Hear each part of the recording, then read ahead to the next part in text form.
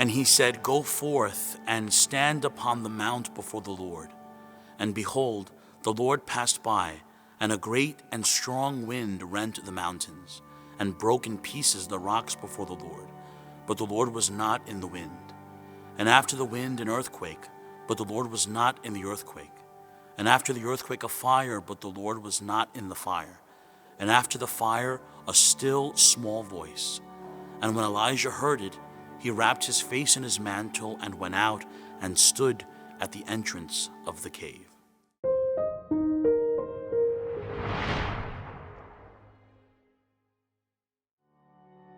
Hi everyone, Father Carlos here again with our third Lenten reflection.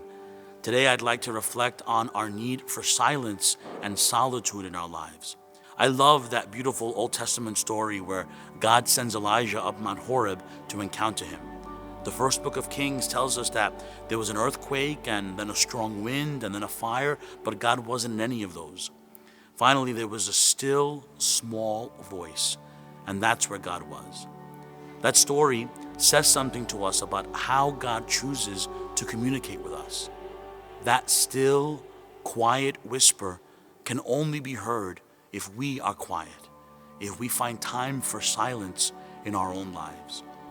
You know, our lives are filled with so much noise.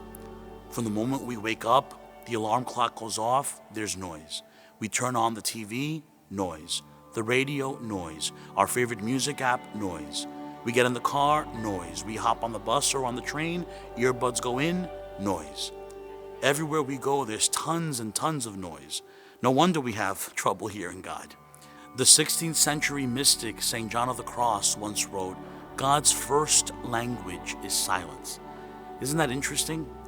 You know, commenting on St. John's insight, the Trappist monk Thomas Keating said, "Everything else is a poor translation. In order to understand this language, we must learn to be silent and to rest in God."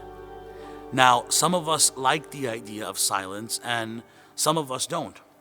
Have you ever sat in a room in silence and all of a sudden you start hearing things that you didn't even realize were making noise? The clock on the wall, the refrigerator motor, the car driving by blocks away. It can be strange. And maybe that's why some of us don't like silence, because when we're all alone in silence, the loudest of all things come before us. Our thoughts, our worries, our anxieties, our temptations. And we don't like having to deal with any of that. In the spiritual life, though, so many of the saints tell us how good silence is for us, because that's how we open ourselves up to the promptings of the Spirit.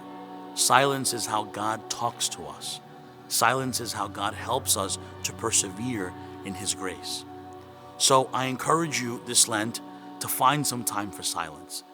Now, that can be easier said than done, but try hard to find a time and to find a place where you can regularly be still and silent for 15-20 minutes a day. Maybe it means getting up early before everyone has woken up at home.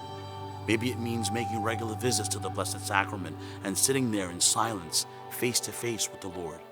Maybe it means going out for a walk at the park or at the beach and just spending time with the Lord without saying anything.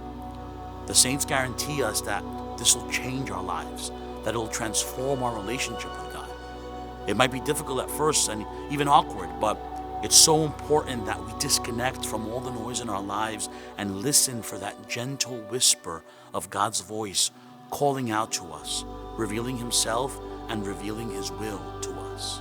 It's in the silence that we discover that God alone can satisfy the longing of our heart. God bless.